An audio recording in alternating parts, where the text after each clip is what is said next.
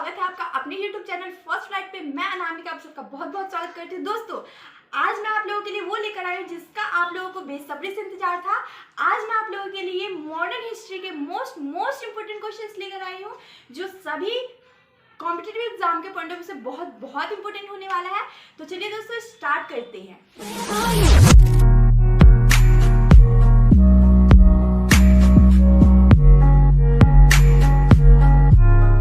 चलिए दोस्तों, स्टार्ट करते हैं फर्स्ट क्वेश्चन। तो फर्स्ट क्वेश्चन कह रहा है कि किस सिख गुरु ने गुरु नानक की जीवनी लिखी थी। तो आप लोगों को पता है दोस्तों कि गुरु नानक जो थे वो सिख समुदाय के प्रथम गुरु थे। तो ऑप्शंस देखते हैं। ऑप्शन फर्स्ट है गुरु अंगद देव ने, ऑप्शन सेकंड है गुरु अमरदास ने, ऑप्शन थर्ड है गुरु रामदास ने और ऑप्शन फोर्थ है गुरु अर्जुन देव ने। तो दोस्तों इसका आंसर हो जाएगा ऑप्शन फोर्थ, गुरु अर्जुन देव ने। तो ऑप्शन फोर्थ सही हो जाएगा। अब ये सही कैसे हुआ, तो दोस्तों थोड़ा सा इसका बैकग्राउंड जान लेते हैं। तो आप लोगों को पता है कि गुरु अर्जुन देव जो थे उनका शासनकाल कब से कब तक था, तो 1581 से 1606 ईस्वी तक था। और ये सिखों के 5वें गुरु माने जाते हैं और इन्होंने ही सिखों के धार्मिक ग्रंथ जो है आदि ग्रंथ उसकी रचना की और मतलब जिसमें गुरु नानक की प्रेरणादायक प्रार्थनाएं और गीत संकलित है। उसके बाद दोस्तों सेकंड क्वेश्चन पे आते हैं। तो सेकंड क्वेश्चन में है कि प्लासी की लड़ाई 1757 में अंग्रेजी सेना का नेतृत्व किसने किया। मतलब कि उस समय गवर्नर जो थे वो कौन थे, किसने अंग्रेजी सेना का नेतृत्व किया। तो फर्स्ट क्वेश्चन है आपका रॉबर्ट क्लाइव ने, सेकंड ऑप्शन है हेक्टर मुनरो ने, थर्ड है वॉरेन हेस्टिंग्स ने और फोर्थ है इनमें से कोई नहीं। तो दोस्तों पता है आपको कि 1757 की जो लड़ाई थी, प्लासी की लड़ाई, वो बहुत ज़्यादा भयंकर थी। तो उस टाइम गवर्नर कौन थे, तो उस टाइम आपके गवर्नर थे रॉबर्ट क्लाइव। तो रॉबर्ट क्लाइव ने ही नेतृत्व किया था। अब थोड़ा सा जान लेते हैं कि प्लासी की लड़ाई थी क्या। तो आप लोगों को पता है कि प्लासी का जो पहला युद्ध है वो 23 जून 1757 को मुर्शिदाबाद में हुआ था। नदिया जिले में गंगा नदी के किनारे हुआ था, प्लासी नामक स्थान में। और इसमें आप लोगों को पता है कि इसमें दो दुश्मन थे। एक तरफ तो बंगाल के नवाब थे सिराजुद्दौला, जो 40,000 सैनिकों और 50 फ्रांसीसी तोपों के साथ लड़े थे। और दूसरी तरफ थे ब्रिटिश ईस्ट इंडिया कंपनी, जिसके पास 1000 अंग्रेज और 2000 भारतीय सैनिक थे। उसके बाद दोस्तों हम थर्ड क्वेश्चन पे आते हैं। तो थर्ड क्वेश्चन क्या कह रहा है कि बक्सर के युद्ध 1764 में अंग्रेजी सेना का नेतृत्व करने वाला कौन था। मतलब इसमें भी आपको पूछ रहा है कि अंग्रेजी सेना का नेतृत्व किस गवर्नर ने किया था। तो दोस्तों आप लोगों को पता है फर्स्ट इसमें ऑप्शन क्या है, रॉबर्ट क्लाइव, सेकंड है वॉरेन हेस्टिंग्स, थर्ड है हेक्टर मुनरो और फोर्थ है इनमें से कोई नहीं। तो इसमें आपका आंसर जो करेक्ट होगा वो ऑप्शन सी होगा, मतलब ऑप्शन नंबर थर्ड होगा हेक्टर मुनरो। तो चलिए हेक्टर मुनरो को टिक करते हैं। आप थोड़ा सा बक्सर के युद्ध के बारे में समझ लेते हैं। तो दोस्तों आप लोगों को पता है कि बक्सर का युद्ध जो है वो 22 अक्टूबर 1764 को हुआ था। बिहार में जो बक्सर नामक एक जगह है, स्थान है, वहां पर हुआ था। और युद्ध का कारण क्या था दोस्तों, तो युद्ध का कारण था कि मीर कासिम जो मीर जाफर का दामाद था, तो मीर कासिम द्वारा बंगाल में सभी जो आंतरिक व्यापारिक कर थे उनको समाप्त कर दिया गया था। और ये जो युद्ध है वो किस किस के बीच में हुआ था, तो मीर कासिम, शाह आलम द्वितीय जो मुगल शासक थे और सिराजुद्दौला जो बंगाल के नवाब थे, इनके बीच हुआ था। और इसमें अंग्रेजी सेना का नेतृत्व हेक्टर मुनरो कर रहे थे।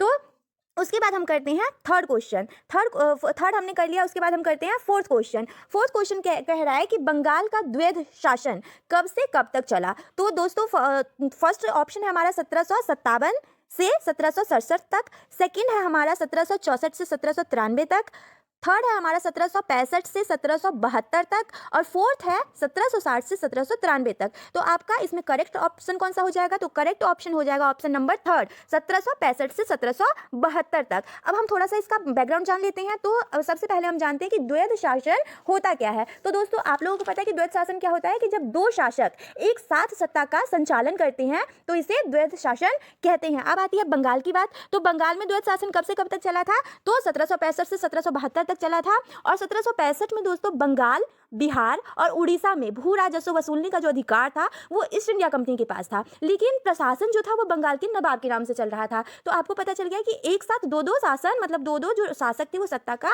संचालन कर रहे थे। उसके बाद हम आते हैं फिफ्थ क्वेश्चन पे। तो फिफ्थ क्वेश्चन कह रहा है कि वर्ष 1798 ईस्वी में लॉर्ड वेलेस्ली, यहाँ पे वेलेस्ली होगा, वेलेस्ली ठीक कर लीजिएगा, वेलेस्ली लिख देती हूँ मैं।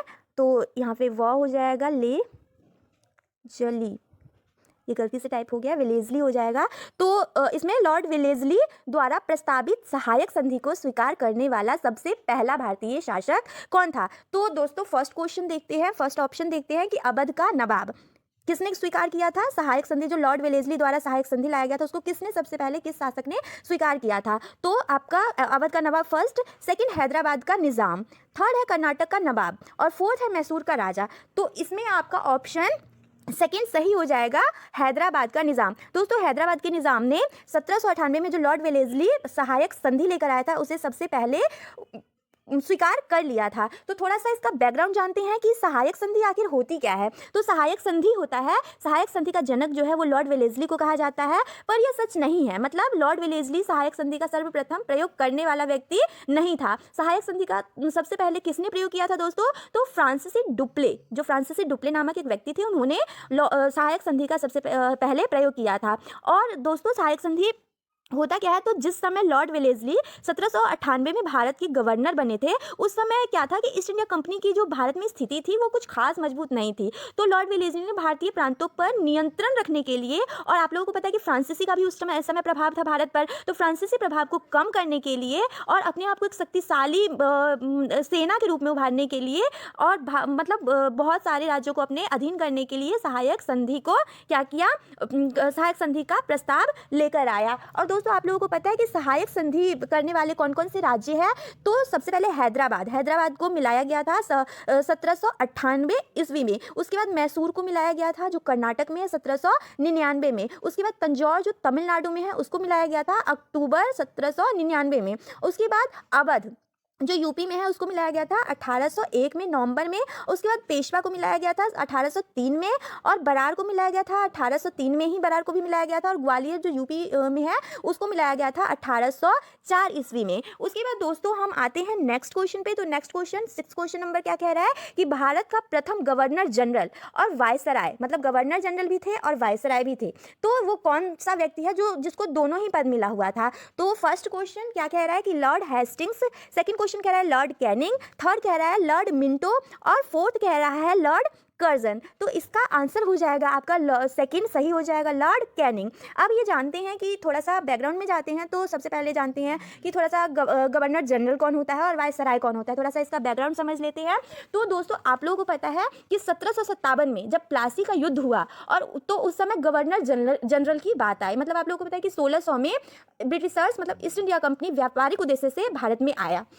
उसके बाद क्या हुआ कि धीरे धीरे उसने मतलब बहुत सारी लड़ाइयाँ हुई। 1757 में प्लासी की लड़ाई हुई, 1764 में बक्सर की लड़ाई हुई, तो ऐसे बहुत सारी लड़ाइयाँ हुई। उसके बाद धीरे धीरे प्रशासनिक कामकाज को भी अंग्रेज अपने हाथों में लेने लग गए। तो उसके बाद ये गवर्नर जनरल की बात सामने आई। तो 1757 में प्लासी का युद्ध हुआ और उस समय गवर्नर की बात आई। तो उस समय रॉबर्ट क्लाइव, आपको पता है कि रॉबर्ट क्लाइव के नेतृत्व में 1757 की प्लासी की लड़ाई लड़ी गई थी और उसमें अंग्रेजों की ही जीत हुई थी। तो रॉबर्ट क्लाइव को क्या बना दिया गया? बंगाल का प्रथम गवर्नर बनाया गया। उसके बाद 1773 में दोस्तों रेगुलेटिंग एक्ट आया। 1773 रेगुलेटिंग एक्ट आया। इस एक्ट में गवर्नर को गवर्नर जनरल का नाम दिया गया और इस तरह क्लाइव से वॉरेन हेस्टिंग तक बंगाल में जो है वो गवर्नर की श्रृंखला चली। मतलब 1773 से पहले, रेगुलेटिंग एक्ट से पहले क्लाइव से लेकर, क्लाइव थे फर्स्ट गवर्नर और उसके बाद वॉरेन हेस्टिंग्स तक गवर्नर की श्रृंखला चली। और उसके बाद जब गवर्नर जनरल की बात आई तो 1774 में क्या किया गया? गवर्नर जनरल वॉरेन हेस्टिंग को बना दिया गया। उसके बाद गवर्नर जनरल की श्रृंखला 1833 तक चली और 1833 में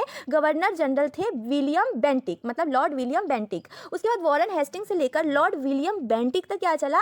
गवर्नर जनरल की श्रृंखला चली। उसके बाद 1833 में चार्टर एक्ट और इसमें बंगाल के गवर्नर जनरल को क्या किया गया? भारत का गवर्नर जनरल बनाने की बात, मतलब बना दिया गया। और क्या किया गया? भारत के जो प्रथम गवर्नर जनरल बने वो लॉर्ड विलियम बेंटिक को बनाया गया। उसके बाद फिर से 1857 की क्रांति होती है और इसमें क्या होता है दोस्तों कि इस क्रांति का रिजल्ट ये निकलता है कि भारत में कंपनी का शासन समाप्त कर दिया जाता है। आप सबको पता है कि 1858 में, मतलब 57 में होती है क्रांति, रिवॉल्ट होता है और 1858 में जो शासन व्यवस्था है वो क्राउन यानी राजा अपने हाथों में ले लेता है, मतलब महारानी अपने हाथों में ले लेती है। तो कंपनी का शासन समाप्त कर ब्रिटिश क्राउन को सत्ता सौंप दी गई थी इस 1858 में। और उसके बाद 1858 का नियम आया, अधिनियम आया और इसी अधिनियम के द्वारा गवर्नर जनरल के पद को समाप्त कर दिया गया दोस्तों, और फिर वायसराय का पद लाया गया। और वायसराय का मतलब ही होता है कि क्राउन या राजा का प्रतिनिधित्व। और बेंटिक से कैनिंग तक की श्रृंखला जो चली थी वो किसकी चली दोस्तों? वायसराय की चली। तो आप लोगों को समझ में आ गया होगा। उसके बाद हम करते हैं 7th क्वेश्चन। 7th क्वेश्चन क्या कह रहा है दोस्तों कि तीसरे आंग्ल मैसूर युद्ध को रोकने के लिए टीपू सुल्तान ने अंग्रेजों के साथ कौन सी संधि की? तो दोस्तों फर्स्ट ऑप्शन है मंगलोर की संधि, सेकंड ऑप्शन है श्रीरंगपट्टनम की संधि, थर्ड ऑप्शन है मैसूर की संधि और फोर्थ ऑप्शन है बिदनूर की संधि। तो दोस्तों आपका करेक्ट आंसर हो जाएगा श्रीरंगपट्टनम की संधि। दोस्तों थोड़ा सा इसका बैकग्राउंड भी जान लेते हैं। तो आप लोगों को पता है कि मतलब टोटल 4 जो हुए हैं वो आंगल मैसूर युद्ध हुए हैं। तो हम स्टेप बाय स्टेप थोड़ा थोड़ा जान लेते हैं, ज़्यादा नहीं, थोड़ा थोड़ा बस जान लेते हैं ताकि हम क्वेश्चंस को अच्छे से टैकल कर पाए। तो आप लोगों को पता है दोस्तों कि 4 आंगल मैसूर युद्ध हुए थे। तो पहला जो हुआ था वो 1767 से 1769 में हुआ था। और ये किस किस के बीच में हुआ, कैसे कैसे हुआ? तो प्रारंभ में अंग्रेज, मराठा और निजाम जो थे ना वो एक साथ थे, परंतु हैदर अली जो थे वो अलग थे। तो हैदर अली ने क्या किया कि हैदर अली ने मराठा और निजाम को कुछ क्षेत्र दे दिया, कुछ जमीन दे दिया, जिसके कारण हैदर अली, मराठा और निजाम एक साथ हो गए और हैदर अली को जीत मिल गई, मतलब अंग्रेजों से जीत गए वो। उसके बाद दोस्तों, और इसमें आपको पता है जो फर्स्ट आंगल मैसूर युद्ध था उसमें क्या हुआ था दोस्तों? तो उसमें मद्रास की संधि हुई थी। उसके बाद हम सेकंड पे आते हैं। तो सेकंड कब हुआ था दोस्तों? 1780 से लेकर 1784 तक। और इसमें क्या हुआ था? तो इसमें अंग्रेजों ने मद्रास की संधि का उल्लंघन किया। अब अंग्रेज हार गए तो अंग्रेज कुछ तो करेंगे ना कि कैसे हमें हैदर अली को हराना है। तो अंग्रेजों ने क्या किया कि मद्रास में जो संधि हुई थी फर्स्ट आंगल मैसूर युद्ध में उसका क्या कर दिया? उल्लंघन कर दिया। और जिसके कारण हैदर अली को भी गुस्सा आया और वो युद्ध लड़ पड़े। तो फिर 1780 से 1784 तक ये युद्ध हुआ। इसमें अंग्रेजी सेना का नेतृत्व जो था वो आयरकूट कर रहे थे। और ये जो मतलब युद्ध लड़ते लड़ते ही क्या हुआ दोस्तों? एक घटना घट गई। मतलब 1782 में ही क्या हो गया? पोर्टो नोवो में, जो अफ्रीका के बेनिन देश की राजधानी है, पोर्टो नोवो के युद्ध में क्या हो गया? हैदर अली की डेथ हो गई। और उसके बाद हैदर अली की डेथ हुई तो अगला राजा टीपू सुल्तान उनके बेटे को बना दिया गया। और इस युद्ध को 2 सालों तक टीपू सुल्तान ने संभाला। और उसके बाद क्या हुआ दोस्तों कि मंगलोर की संधि हुई। और मंगलोर की संधि किस किस के बीच हुई? तो सुल्तान के बीच हुई और गवर्नर जो उस टाइम पे वॉरेन हेस्टिंग्स उनके साथ हुई। उसके बाद हम देखते हैं थर्ड आंगल मैसूर युद्ध, जिसका हमारा ये क्वेश्चन भी है जिस पे डिपेंड। तो थर्ड जो हुआ था वो 1790 से 1792 में हुआ था। और इसमें किस किस के बीच हुआ था? तो टीपू सुल्तान ने सेना बढ़ाने के लिए क्या किया दोस्तों? कुस्तुनतुनिया से सहायता ली, जिससे युद्ध शुरू हो गया। मतलब अंग्रेजों को अच्छा नहीं लगा कि कुस्तुनतुनिया से सहायता ले रहा है, इसकी सेना तो मजबूत हो जाएगी। तो उसने क्या किया? टीपू सुल्तान से फिर से युद्ध करने की बात छेड़ दी और टीपू सुल्तान इसमें हार गए। और इस समय के जो गवर्नर जनरल थे वो लॉर्ड कॉर्नवालिस थे।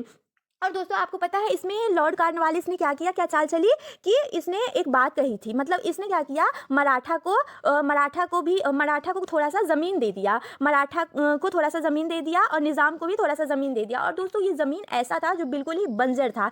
तो उसने एक बात, मतलब मराठा को अपनी तरफ कर लिया, उसने मराठा और निज़ाम को अपनी तरफ कर लिया। किसने? गवर्नर जनरल जो थे लॉर्ड कॉर्नवालिस, उन्होंने। तो अल्टीमेटली टीपू सुल्तान की हार होनी ही थी। दोस्तों आपको पता है गवर्नर जनरल जो लॉर्ड कॉर्नवालिस थे उन्होंने इस समय बात कही कि मित्रों को मजबूत भी नहीं होने दिया और शत्रुओं को हरा भी दिया। मतलब इसका ध्यान से समझिएगा कि मित्रों को मजबूत भी नहीं होने दिया, मतलब मराठा और निजाम को बंजर भूमि देकर उसको मजबूत भी नहीं होने दिया, और शत्रु यानी टीपू सुल्तान से शत्रुता थी तो उनको हरा भी दिया। और इसी समय दोस्तों श्रीरंगपट्टनम की संधि की गई। उसके बाद हम करते हैं फोर्थ। तो फोर्थ आंगल मैसूर युद्ध में हुआ था 1799 में। और ये टीपू सुल्तान के लिए क्या हुआ था कि गवर्नर जनरल जो लॉर्ड वेलेस्ली थे उन्होंने क्या भेजी? सहायक संधि भेजी, एक संधि भेजी। लेकिन टीपू सुल्तान ने उस संधि को स्वीकार करने से मना कर दिया और उसी में ही टीपू सुल्तान को मतलब युद्ध हुआ और युद्ध में वो मारे गए। उसके बाद दोस्तों हम नेक्स्ट क्वेश्चन करते हैं। नेक्स्ट क्वेश्चन हमारा 8th नंबर का क्वेश्चन है कि राजशिह या हड़प नीति कह लीजिए या जब्ती सिद्धांत कह लीजिए, किसके द्वारा लागू की गई? तो फर्स्ट है हमारा हेस्टिंग्स, मतलब कि इसका पूरा नाम हो जाएगा वॉरेन हेस्टिंग्स। सेकंड हमारा कैनिंग हो जाएगा। थर्ड हो जाएगा विलियम बेंटिक और फोर्थ हो जाएगा डलहौजी। तो दोस्तों आपको पता है कि हड़प नीति कौन लेकर आया था? तो हड़प नीति का हमारा आंसर मतलब करेक्ट ऑप्शन हो जाएगा ऑप्शन नंबर 4, डलहौजी लेकर आया था। अब थोड़ा सा समझ लेते कि हड़प नीति आखिर में है क्या। तो हड़प नीति क्या है? हड़प नीति को 1848 में लॉर्ड डलहौजी द्वारा एक नीति अपनाई गई थी, जिसके अनुसार यदि किसी भारतीय राजा के पास या किसी के पास भी अपना कोई वारिस नहीं है, अपना कोई संतान नहीं है, तो वो उत्तराधिकारी उसका नहीं है कोई, तो वो क्या करेगा? सारी संपत्ति जो है वो ब्रिटिश के राज्य में उसकी मिला ली जाएगी। और ये साम्राज्यवादी नीति थी। तो यही हड़प नीति थी जो 1848 में लॉर्ड डलहौजी के द्वारा लाया गया था। तो उसके बाद हम करते हैं नेक्स्ट क्वेश्चन हमारा 9th हो जाएगा कि किस सिख गुरु ने फारसी में जफरनामा लिखा था? किस सिख गुरु ने फारसी में जफरनामा लिखा था? फर्स्ट ऑप्शन हमारा है गुरु हरि राय ने। सेकंड ऑप्शन हो जाएगा हमारा गुरु हरि किशन ने, थर्ड हो जाएगा गुरु गोविंद सिंह ने, और फोर्थ हो जाएगा गुरु तेग बहादुर ने। तो दोस्तों हमारा जो करेक्ट ऑप्शन हो जाएगा इसमें ऑप्शन नंबर 3 हो जाएगा। गुरु गोविंद सिंह ने क्या किया था, जफरनामा लिखा था। थोड़ा सा समझ लेते हैं कि जफरनामा होता क्या है। तो जफरनामा क्या होता है, जफरनामा अर्थात विजय पत्र, मतलब विजय पत्र होता है इसका अर्थ। जो सिख समुदाय के 10वें जो गुरु थे, गुरु गोविंद सिंह 10वें गुरु थे, उनके द्वारा मुगल शासक औरंगजेब को लिखा गया था जफरनामा। और ये पत्र जो है वो फारसी भाषा में लिखा गया था। और जफरनामा में गुरु गोविंद सिंह ने औरंगजेब के अत्याचारों के विरुद्ध आवाज़ उठाई थी, और ये औरंगजेब के आखिरी दिनों में उसको गुरु गोविंद सिंह द्वारा भेजा गया था। उसके बाद हम लास्ट क्वेश्चन करते हैं, लास्ट बट नॉट लिस्ट। तो 10th क्वेश्चन करते हैं। तो 10th क्वेश्चन में क्या है कि भारत में डाक व्यवस्था शुरू करने वाला ब्रिटिश गवर्नर जनरल था, मतलब किस ब्रिटिश गवर्नर जनरल ने भारत में डाक व्यवस्था शुरू की थी। तो आपका ऑप्शन नंबर फर्स्ट है लॉर्ड डलहौजी ने, ऑप्शन नंबर सेकंड है लॉर्ड वेलेस्ली ने, वेलेस्ली यहाँ भी है, ऑप्शन थर्ड है लॉर्ड आकलैंड ने, और फोर्थ है लॉर्ड बेंटिक ने, मतलब लॉर्ड विलियम बेंटिक ने। तो इसका आंसर कौन सा हो जाएगा करेक्ट, तो इसका आंसर नंबर फर्स्ट हो जाएगा लॉर्ड डलहौजी, करेक्ट हो जाएगा इसका आंसर, क्योंकि भारत में डाक व्यवस्था शुरू करने वाला जो ब्रिटिश गवर्नर जनरल था वो लॉर्ड डलहौजी ही था। दोस्तों तो आशा करती हूँ कि आप लोगों को ये वीडियो बहुत अच्छे से समझ में आ गई होगी, और इसी के साथ मैं आप लोगों को 4 पंक्तियाँ सुनाने जा रही हूँ। तो दोस्तों आपको पता है एक दरवाजा एक घर से छोटा होता है, एक ताला दरवाजे से छोटा होता है, और एक चाबी ताले से छोटी होती है, लेकिन वो छोटी सी चाबी पूरे घर को खोल देती है। इसी प्रकार हमारे और आपके छोटे छोटे प्रयासों से हम बहुत बड़े अपने लिए दरवाजा खोल सकते हैं। तो मतलब आप थोड़े थोड़े क्वेश्चंस को अगर फॉलो करेंगे तो आप बहुत बड़े कॉम्पिटिटिव एग्जाम को क्रैक कर पाएंगे। तो धन्यवाद दोस्तों, और मिलते हैं नेक्स्ट वीडियो में। जुड़े रहिए फर्स्ट पार्ट चैनल के साथ, क्योंकि आप लोगों को पता है मैं इसी प्रकार के और भी वीडियोस लाने वाली हूँ आप लोगों के लिए। तो बाय बाय दोस्तों, stay blessed, stay happy, stay safe.